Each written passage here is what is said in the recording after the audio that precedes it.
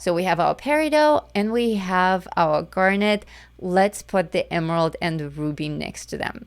Seeing them all in line, all next to each other, it makes it really, really obvious how they're different. Now remember, emerald and ruby are our precious stones, and they differ from peridot and garnet in that they are more filled with inclusions. They're thicker, they're more viscous on the inside, and their colors are on the emerald is on the cool side, and the ruby is on the pink side. Compared that with peridot, which is very clean, very transparent, very, very reflective, warm green, lime green, kind of a lime lollipop. And then of course garnet is pure red, not on the pink side. And look at the contrast. There's also a lot of high contrast. That's that's a great comment. There's a lot of really high contrast on peridot. There's a lot of really high contrast on garnet. And it's not at all about where you place that darkness. That all just depends on how the stone is positioned. But it's about the amount of darkness versus your pure color. So both peridot and garnet, we have pure black, and then we have a very clean, very shiny saturation of the color. Magical. Brilliant work. Thank you. But on our precious stones, we have no black at all. We just have very deep, dark versions of that color. I'm going to kick these dogs out. They're squealing. Okay, out of my room, dogs. Come on. Sorry about that. They suddenly got very excited and decided that it's playtime. So on our precious stones, on emerald and ruby, we have no black. Keep that in mind when you're doing your sapphire cabochons. Same exact principle, just with blue, but never all the way to black. And that will distinguish between your precious stones and your semi-precious stones. Now let's take a look at semi-precious stones, starting with garnet. Garnets and rubies sometimes get confused because they're both red. But garnets are different. First of all, they're semi-precious stones, so they're a lot more common in nature. They're not as rare and therefore not as valuable. But they're still very, very beautiful stones. And they look a little bit different. They're called garnet for the word, that's the same word for pomegranate in a lot of languages. So that's what they're reminiscent of. If you've ever seen the little pomegranate seeds, they're this deep, bloody burgundy color, and they're very shiny, very transparent. They're like little droplets of blood that just been immortalized into these little seeds. They're extraordinarily beautiful, and that's exactly what garnet stones look like. They're very deep red, not like ruby. Ruby has a little bit of pink to it, not garnet. Garnet is blood red and a lot more transparent. Gemstones are some of the coolest effects that you can add to your drawing and coloring. I'm Lisa Mitrokin from It's Easy to Draw Art Academy, and I teach an entire course on how to color gemstones where I cover opals, amber, pearls, every imaginable type of a gemstone that is cut, and a cabochon. We do emeralds, rubies, garnets, peridot, sapphires, amethysts, citrines, and of course, diamonds. Diamonds are the most difficult to color, but by the end of the course, all of my students produce amazing, realistic results.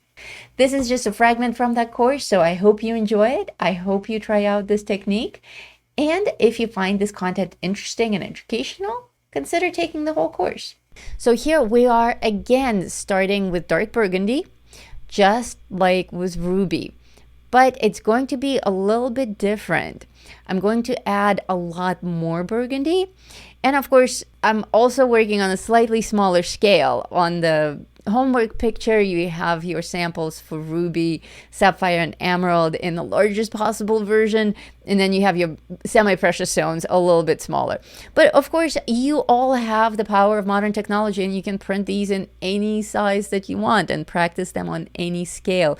For me, I'm doing a slightly smaller garnet just so that I can show you guys a little bit of variation, because ultimately you'll be coloring these on coloring pages. And on coloring pages, a lot of times stones come in very, very small sizes. For instance, on somebody's crown or somebody's dress, or, you know, a goblet that they're holding or something like that. They're going to be tiny, tiny details in a coloring page, very rarely the actual center point, the focal point of a coloring page. So you need to be able to apply these effects on smaller scale as well, which is why you also have the 2 super tiny stones on the top there to practice with. Obviously, the smaller the sample, the less detail you can put in there, and that's okay. Don't go crazy with every single tiny inclusion. I saw that you all handled that beautifully with your homework from last week, so you'll have no problem with these cabochons. The only thing that I want you to keep in mind is that these are rounded stones still, just like the previous ones, but they are very, very deeply saturated with just this one single color. With the stones we did in the previous lesson, opal and amber, there was a lot of color variation. Amber actually has different degrees of brown and orange in it. Opal actually has all of that iridescence in it. Not here. Here we're actually dealing with one consistent color. So a garnet is purely red all the way through. So why do we see gradient transitions? Because of the shape of the stone, because some parts of it are thicker and some parts of it are thinner, like closer to the edges. And of course, we also have the play of light to consider. Some light goes into the stone and illuminates it from within. Some light reflects off the surface, and that's why you get the gradient transition. But again, you don't need to understand how light refraction and reflection work. You just need to work from reference photography. So my second step here is a bright red. Again, I'm bringing in a polychromos pencil. This is just whatever their generic blood red is, their pure red, and it's a beautiful, beautiful red. Go for like traditional pure red, lipstick red, old school tattoo red. I often refer to it as old school tattoo red. So with this pure red, I'm coloring everything solidly, everything except for the little light reflection that I'm leaving light. Now, of course, you don't need to, I'm making the white of the paper work to my advantage. It's the most obvious thing to do if I'm working on white. I'm just going to leave the part that I know will be white in the end, white, and color around it. That's the simplest, most straightforward way of doing it.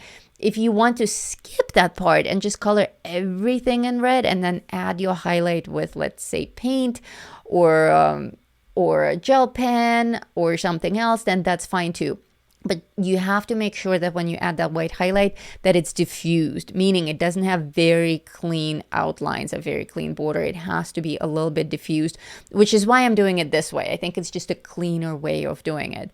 But around the little white highlight, I'm coloring everything solidly with this red. I'm not using pressure variation. I'm not using gradient transition. I'm just applying a solid layer of red because that's what a garnet is. It's just a solid, deep, deep red over the burgundy, over everything, leaving only the white highlight. And that is it. But that's not enough. We'll do a little bit more work on it as soon as I'm done applying this super red layer. So this is just a fragment, a tiny fragment of what I teach in my course on gemstones, and it's easy to draw. The course is packed with lessons like this, and each one comes with its own practice pages, reference guides, and all of the technical knowledge that I can offer, not just as an artist, but also as a jewelry and diamond appraiser. I studied diamonds and gemstones for years, and when I teach my students how to color them, I also teach them why certain effects work, which has proven to be very helpful for every student who has taken and completed this course. Now, this is a very important step and a very important step in distinguishing garnet from ruby. I'm adding black now, solid black. All of you who've taken color theory know exactly what this black is doing. It is changing the shade of red. I want a really, really deep, dark shade of red. So not purple. With ruby, it was only purple and no black. With garnet, solid black. And that's it. In fact, you could have skipped that step with the burgundy in the beginning and just did a solid red stone and now come in with your gradient transition for the black. But doing that burgundy undertone makes it a little bit safer, a little bit smoother.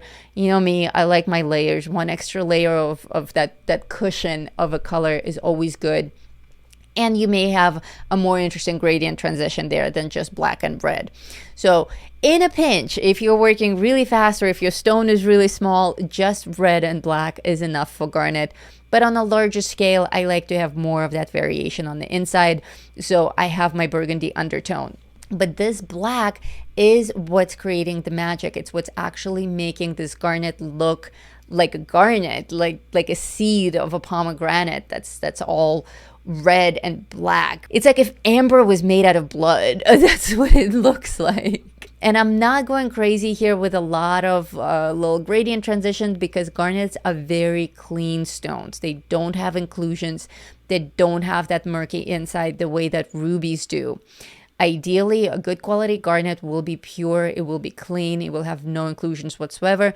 Again, in cabochon form though, it's not transparent or translucent at all. It kind of looks like candy, like a lollipop or something. So that's exactly the effect that we're going for. We're going for a very shiny lollipop, but definitely highly, highly clean in color. If you enjoyed this video, please give it a thumbs up, subscribe to the channel, and follow the Academy link.